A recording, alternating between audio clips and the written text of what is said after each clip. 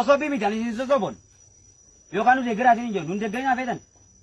Waan isin ta'u garuu hubadha du'a taanaan kaffalaa gatii kan barbaachisu. Maal namni biddeen nyaachuuf beekaa dadhabbii meeqa baasa. Waan isin hin taane hin fudhatin didi. Didaachi waan isin hin taane. Waraana bilisummaa Oromoo sibiila taanaan waraana bilisummaa Oromoo fakkaatee dhufee si'achu jedhan arra beekaa namoota meeqa turre rifeensa keenyatti dhahatee maqaa waraana bilisummaa Oromoo balleessuuf yakka meeqa hojjetaa oole. Abbaa fedhe maan ta'een waraanni bilisummaa Oromoo kan inni qabsaa'u akka toftaatu waan taateef waan isin hin taane hin fudhatin.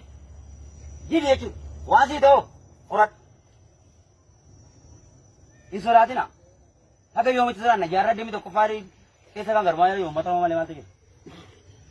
Ni jiru uummata Oromoo malee. Isa kanaaf uummanni Oromoo kana hubachuu qabu. Inni itti aanu yeroo isin barsiisanii gaaf tokko riikoordii isaa dhaggeeffadheera. Waan kan jedhan namooti as keessaa waraana bilisummaa Oromoo odeeffannoo laattanii akkas taatan isin barsiisan gaaf tokko. Yoom baasa dubbachuu baata. Odeeffannoo uummata seeraan arganii milishaa marraa arganii odeeffannoo kaabinee mannuu ga'e. Dhaabraa miti namni nuu kennaa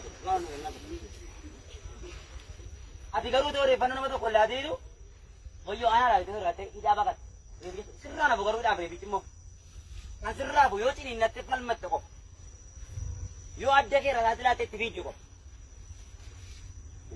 Nageenya isin jechi tokko waaqaa faranjiini abbaa jabaatee gargaaru. Na sobee amma tumee namni amantiitti cimaa tokko jiphee kana irratti kufee yoo waaqayyo fidii bulluqqootti uwwisee fideetti ni waaqayyo. Jiru amantiin akkasii. Neebinaa ta'a. Harka sii kenne sammuu sii kenne hojjettee uffachuu kee dirqama jechuudha. Mana keessa teessee waaqayyo na bilisoomsachuu hin jiru yookaan waaqayyo na ushidhiiri. Jabaadhu hojjedhu waaqayyo si gargaara yeroo sana.